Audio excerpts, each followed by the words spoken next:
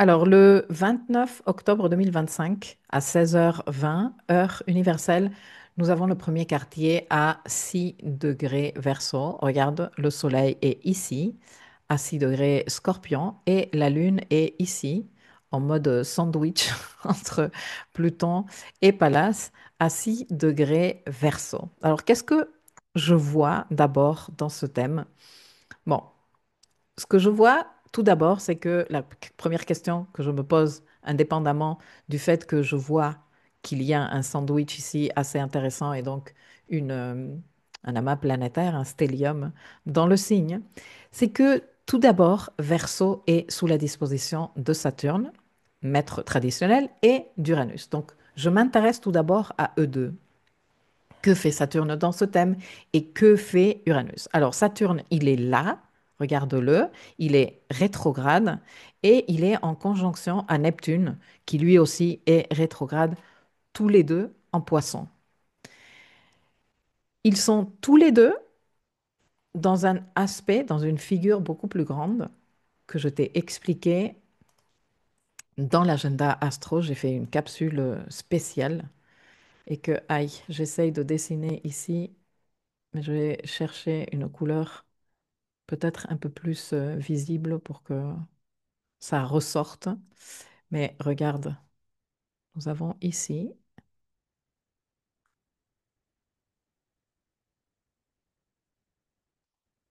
un grand trigone d'eau. Pourquoi d'eau? Parce qu'il se tient dans les signes d'eau. Regarde, nous avons des corps en poisson, nous avons des corps en scorpion, nous avons un corps en cancer. J'avais déjà commencé à évoquer ces grands trigones d'eau lors de la saison Balance. Et cette figure, elle est hautement représentative de l'énergie que nous allons avoir très disponible tout au long de la saison Scorpion. Mais comme elle participe, cette énergie, je veux dire, à plusieurs lunaisons, elle est présente dans les thèmes de plusieurs lunaisons et pas que dans le thème de des lunaisons, dans les thèmes de signatures astrologiques importantes. Disons que son effet s'étend dans de nombreux mois à venir. Mais je ne vais pas évoquer ça ici parce que ça va faire de cette capsule quelque chose de vraiment long et je ne veux pas faire doublon non plus. J'ai touché tous ces sujets dans les autres leçons complémentaires, dans la leçon pour l'astrologie pour entrepreneurs et aussi dans l'agenda astro. Donc bon, nous avons ici ce grand trigone d'eau qui est quand même un trigone très important à un niveau émotionnel et spirituel, hein. D'un côté, nous sommes ici appelés à continuer à cultiver une connexion avec les, avec l'archétype poisson, la, la spiritualité, le mysticisme, la compréhension des dimensions supérieures, mais de le faire avec de la pondération, le faire avec la maturité. Nous sommes en train de terminer de faire de très importants apprentissages à ce niveau-là. Savoir poser des limites, parce que celui qui sait poser des limites sait garder le discernement. En même temps, Jupiter, il est en cancer, dans son signe d'exaltation, en train de nous proposer un très magnifique processus d'expansion intérieure, non? De connexion aussi avec ce qui a de la valeur émotionnelle et affective pour nous, ce qui va nous permettre d'avoir un bon socle pour prendre des décisions par la suite, des décisions importantes, parce que il y a des choses très importantes qui arrivent en 2026, au début de l'année, presque plutôt de l'année astrologique que de l'année civile. Mais de ce côté en Scorpion, nous avons quand même pas mal de boulot à faire avec cette Lilith qui est en train de nous montrer l'ombre, qui est en train d'éveiller certaines émotions d'exclusion, d'injustice, qui est en train de nous laisser voir aussi des attitudes d'auto-sabotage et, et voilà. Et que nous sommes appelés à intégrer et toutes ces, tous ces joueurs, on va les appeler comme ça, sont en train de travailler ensemble, non? Jupiter et Neptune sont en train de soutenir ce travail de l'ombre. Pardon, Saturne et Neptune sont en train de soutenir ce travail de l'ombre, mais Jupiter aussi est en train de soutenir ce travail de l'ombre.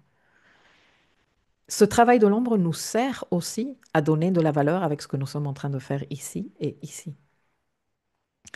Et donc voilà, j'évoque tout ça sans aller trop dans le détail parce qu'il y a la capsule spéciale sur ce grand trigone d'eau, parce que Saturne est quand même maître de ce signe où se tient la lunaison.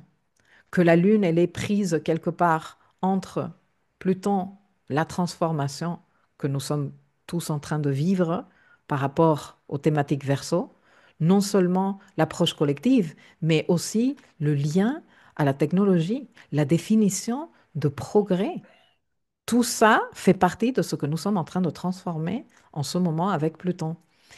Et ce premier quartier vient dire, OK, moment d'agir, parce que c'est quand même un premier quartier, moment d'action, mais agir en tenant compte des enjeux collectifs et avec lucidité, parce que nous avons Pallas, astéroïde de l'intelligence féminine et stratégique, dans le signe, à côté de cette lune.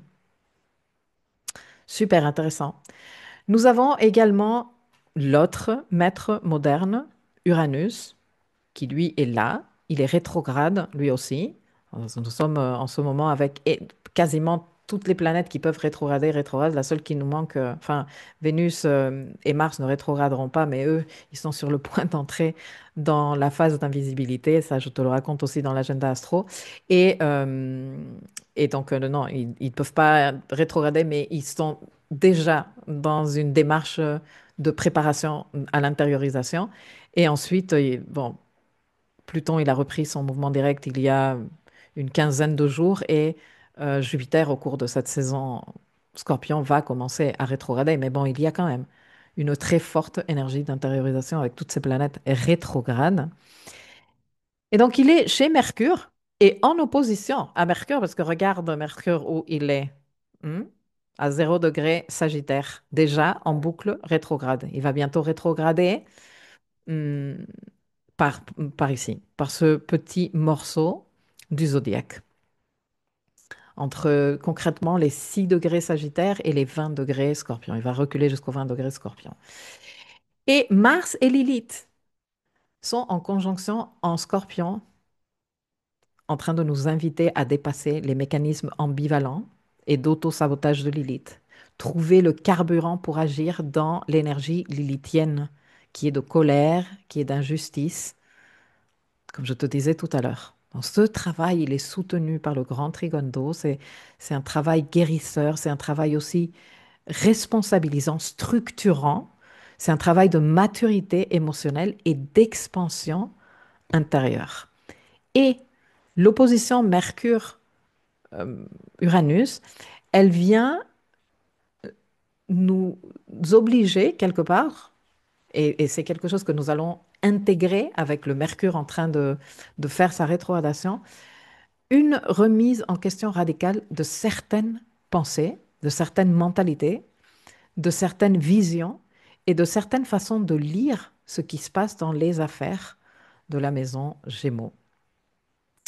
Donc voilà pour ce qui est la lecture astrologique des signatures. Maintenant, si nous entendons le premier quartier comme une phase d'activation concrète des intentions de nouvelle lune, d'action alignée, de passage à l'action, comment nous ferions cela dans le style de la Lune en Verseau, version lumineuse?